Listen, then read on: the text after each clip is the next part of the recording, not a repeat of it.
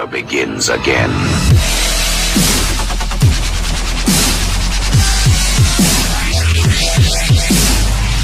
Welcome everyone to the show. How's everyone doing out there? Hopefully you guys had a good weekend. Have a lot of news going on. First up, we are going to talk about this story. It was by Ken Serrano out of the Asbury Park Press. The headline reads, Pagans Motorcycle Club member beats Hell's Angel associate with a bat. We are going to go ahead and play it right now for you.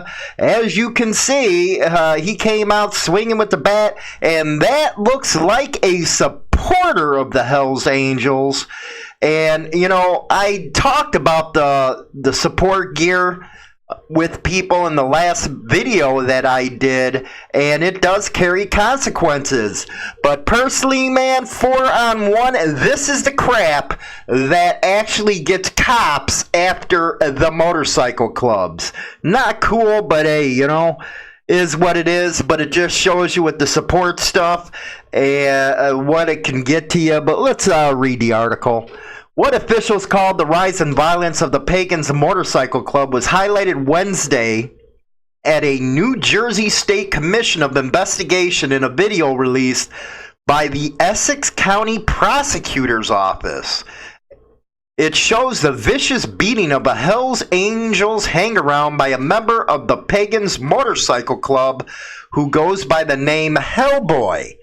Now, as far as the hang-around status, I don't know about that. It just looks like he has a lot of support gear on. But anyway, let's continue.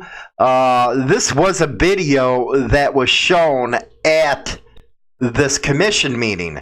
But it happened on April 24th of 2018 at a gas station on Elizabeth Avenue in Newark, a short distance away from the Hells Angels Motorcycle Club's chapter headquarters. In the video, Robert W. Dewande, now 55 of Rahway, beats Jeffrey Shank with a red baseball bat. Dewande is joined by 3 other men who were not identified at the hearing. One beat Shank with what appears to be an axe handle. Shank had just left the Hells Angels clubhouse, authorities said.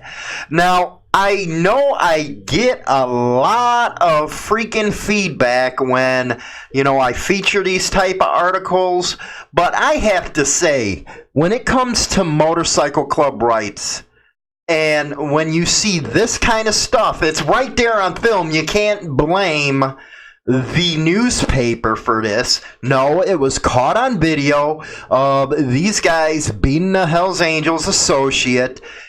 How can you come back to guys like me or other creators or other media people and say, you know, what you guys are doing is wrong?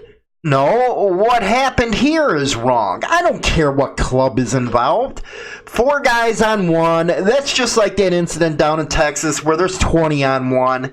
And clubs don't want to be called gangs, but they're doing some gang crap, man. Caught right here on video. And you're wondering why this is being shown in front of a commission? Man, it's just, you know what? It's just flabbergasting if you ask me. It just is. We look out for you. That's an advertisement. He wound up with a punctured lung and a broken bones, including a broken collarbone, officials said at the hearing. Dewande was sentenced to 4 years in state prison in July for the assault. No one else was charged.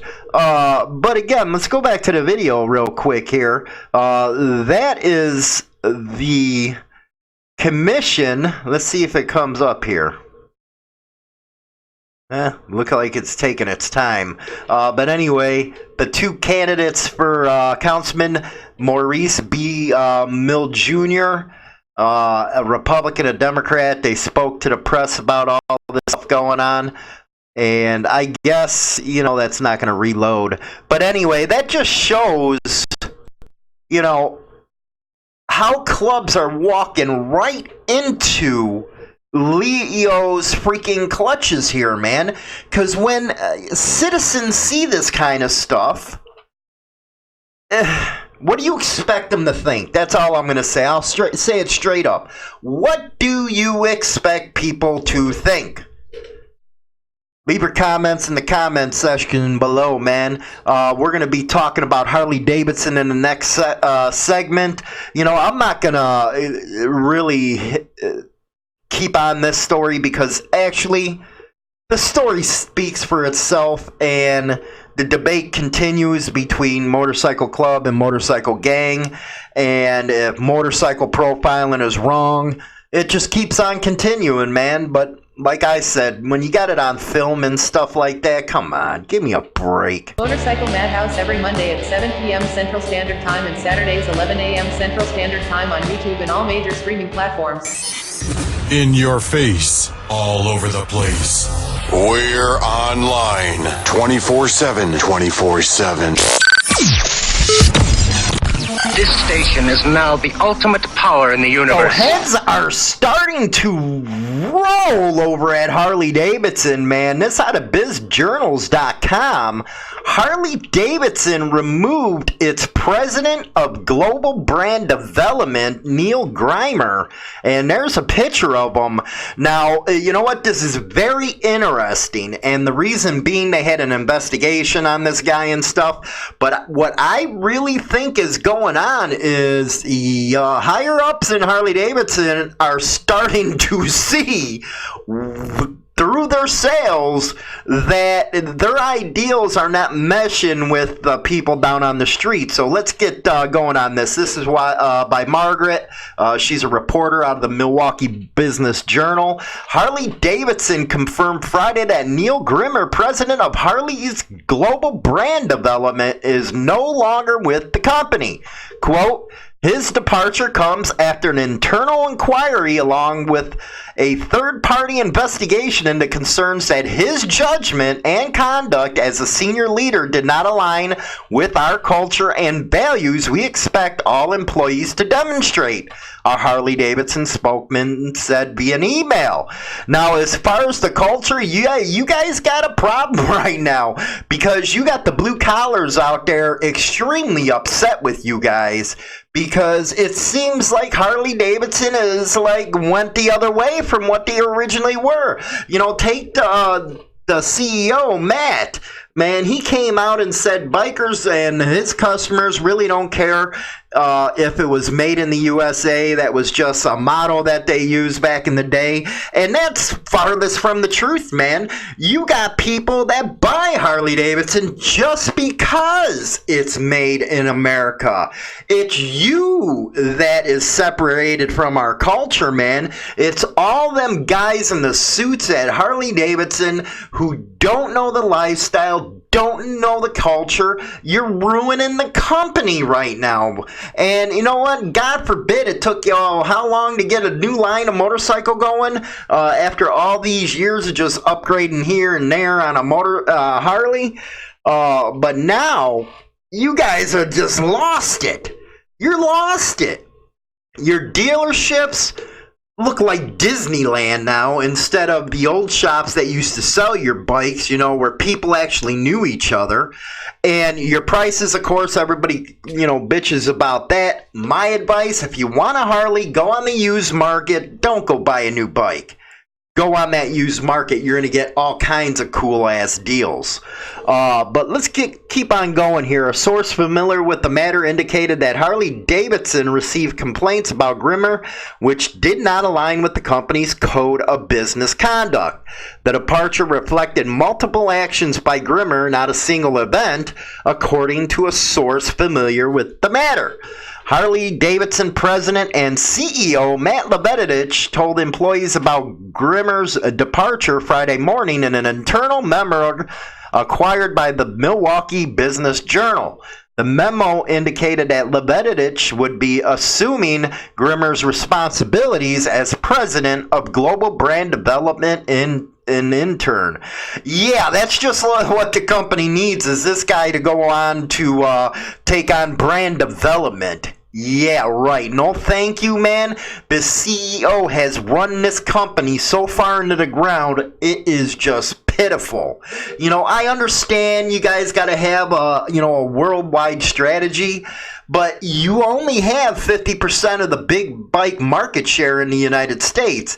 The rest of the share of the motorcycles, anything from 1200cc and below, goes to Honda, Kawasaki, Suzuki, Yamaha, all them. You know what? Everybody always says, well, Harley has 50%. It's 50% of the big bike market, man. That's a huge difference. Not everybody's running around on baggers or, glides or any of that kind of stuff, man. They're riding 1200 cc's or below. One of the most popular Honda motorcycles is the Shadow, man, and it's 750 cc's. This guy assuming the global brand development position too, you know what? I just see him going back to the AMF days, because it always seems when a company is public, trading on the stock market and stuff, they just lose their head. They don't understand their core customer base, and they just destroy a company. It's ridiculous. Let's see here. Harley Davidson announced the hiring of Grimmer into the newly created Global Brand Development President position in April of this year. Grimmer had most recently worked as a CEO of Habit, a personalized nutrition life science company he had founded. Now, this is what really throws me off. You're going to hire a guy with no experience within the motorcycle manufacturer community. You hire somebody from a nutritional life science? Are you crazy? And you wonder why things are being... Oh my God. Hire from within, man. Get some of the guys off the freaking floor in the factories, some that you got left anyway, here in the States, because you're ordering half your parts from China and Japan now. And, put some real deal freaking people back in power to get this company going. You wonder why it's going downhill. Nutrition life science company. Give me a break. Quote, based upon our internal inquiry along with the findings of this third-party investigation, how much did that cost you guys? We determined that Mr. Grimmer leaving Harley Davidson was the appropriate course of action. Harley Davidson takes all matters related to workplace conduct and our valued behaviors very seriously. Your valued behaviors. Okay. No wonder no wonder the biker life is going all downhill. Now we got freaking whatever. All Harley Davidson employees, regardless of level, are expected to follow our code of business conduct and valued behaviors. Well, I wonder if we can get his side of the story. That would be good. Hey, let's check this out real quick. Another one came out here. Indian challenges Harley Davidson with a new Wisconsin-made engine, a new model. And this is October 23rd, so that's awesome. Indian unveiled Tuesday its most powerful engine to date. It has begun the countdown to the introduction of an all-new motorcycle model to join its lineup of names like Scout, Chief, Springfield, Chieftain, and Roadmaster. Look at that engine, man. That's a beauty right there. Indian is just going to wipe the floor off. They're going to wipe Harley Davidson out, man. The tide is turning where Harley Davidson was always the king. No more. I guarantee Indian within the next few years, especially with Harley Davidson, how they treat their people and stuff. Yeah. Everybody's going to Indian. Polaris made the reveal of the new engine called the Power Plus, a 1769cc or 108-inch liquid-cooled V-twin engine pushing 122 horses and 128 foot-pounds of torque. Liquid-cooled, man, that is bad right there. That is awesome, a liquid one. In a press release Tuesday, the engine to be manufactured in Wisconsin at a plant, Rock On in Florida, man, will drive the new Indian Challenger to be rolled out on October 29th. According to an email media press release Tuesday, Indian is a vintage motorcycle brand that is its parent, Medina, Minnesota-based Polaris. And you know what? I know Indians went under and over, but through Polaris, man, they got the strength to be competitive in this market. Again, I hear and know a lot of people going and getting Indians now. Has positioned as a competitor to the big bikes from Milwaukee-based Harley Davidson. Both two companies reported third quarter results that showed despite domestic declines in sales for motorcycle brands, the Indian nabbed a little more market share from Harley's dominant position during the quarter. For its part, Harley Davidson said Tuesday its U.S. market share in the over 600cc motorcycle industry was still untouchable at 49.8%. They're full of crap right there. Full of crap, 600cc and up. They only got the big bike market. Let's take a check at this video real quick about this. She looks bad. Look at that. Look at this freaking curry.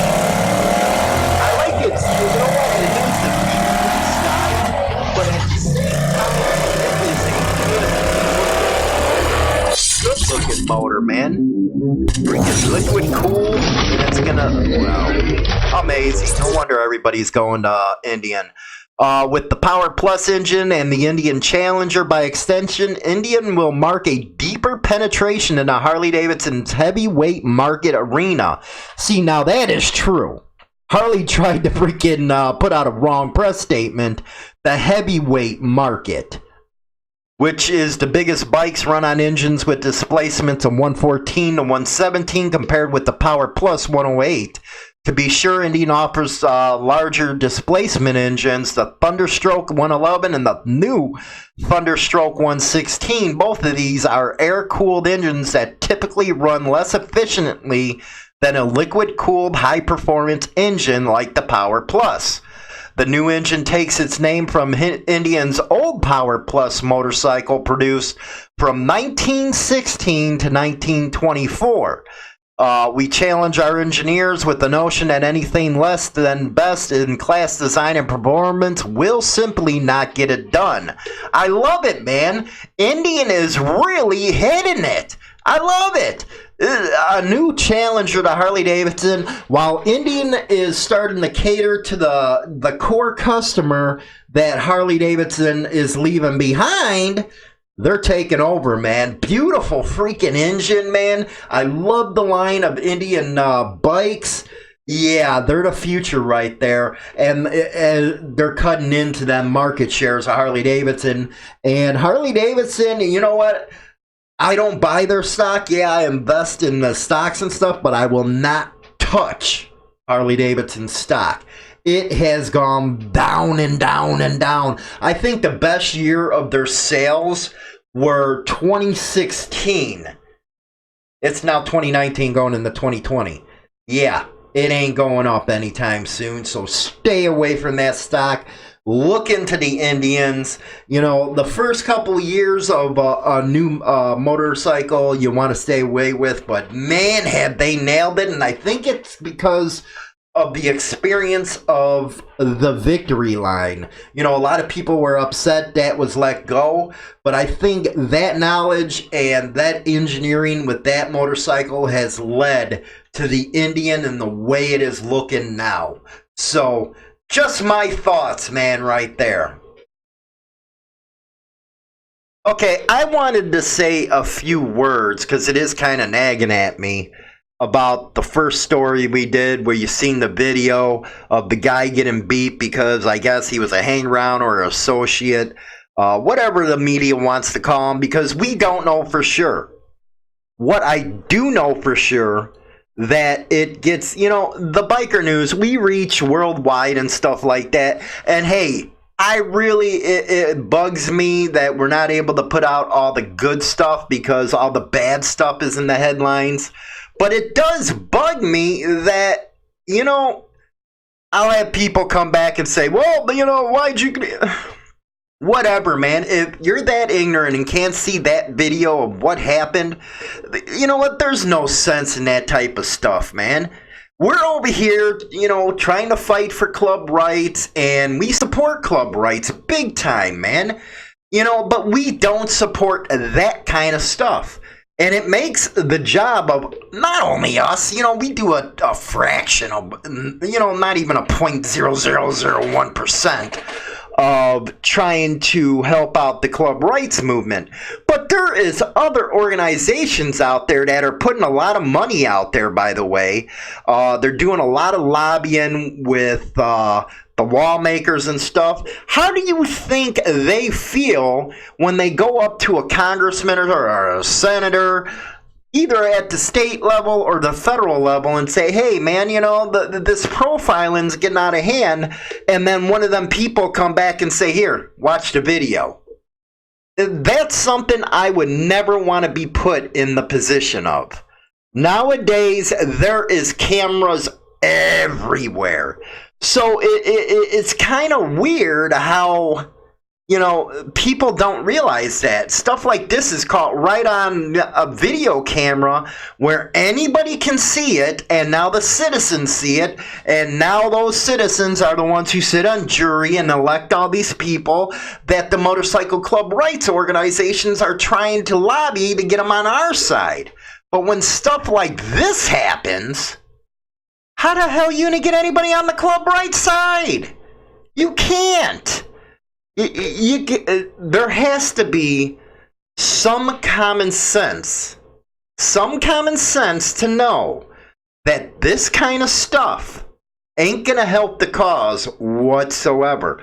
This is why a lot of independents, and I'm going to start doing the poll again because I did the big one, where only 30% of independent bikers and riding club members or associations supported clubs.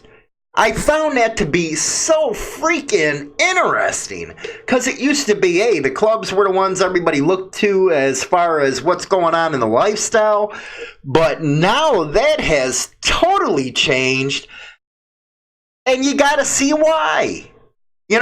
I used to go out there bang on people all the times. I always used to take the club side, even though I didn't try to, tip the scale one side or other. I always wanted to make sure I got the club side of the story out because we're a huge platform worldwide, and I thought that was the right thing to do. But then you got to sit back and think, why are you even doing this? Just sit there, report the news, and, what happens is what happens with the clubs. It's just unreal. We're all into riding motorcycles. We love all the things that go with it, the brotherhood, the partying, the ladies. This territorial stuff and the, how can I say it, the failure to evolve with the times is what's going to destroy the clubs. I recently did that one parody article where I said the government was coming after all the leadership of the 1%er clubs. And in that could be a scenario that can happen. And look what's happening. Now you got commissions out there putting this issue on Front Street. You had what goes on down in Texas all the time on Front Street. You got people going down for RICO. You got some on the West Coast going down for dealing meth and stuff. What's people, tell me, okay, what is people supposed to think when they see this stuff? It's an honest question. I know a lot of people out there is going to say, well, clubs don't care about, well, you know what, if they don't care so much, then why are they trying to enlist everybody's help against this profiling? Again, it's just a simple question. If they don't care, then why, enlist everybody else? They should be taking care of it on his own. What I think it is they know that they need outside help. They just won't say it, but they do because, they don't have the numbers to, unfortunately get something done, I've seen some rallies down against motorcycle profiling where Only, they can't even get 100 bikes there.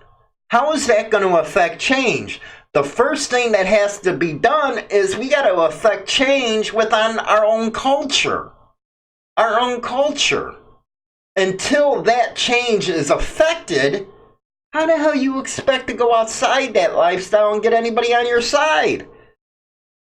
Just my thoughts, man, you know, because seeing that video was like, damn, man, we out here all the time trying to help clubs out, and that stuff's being seen. Damn, man. Anyway, thanks for watching.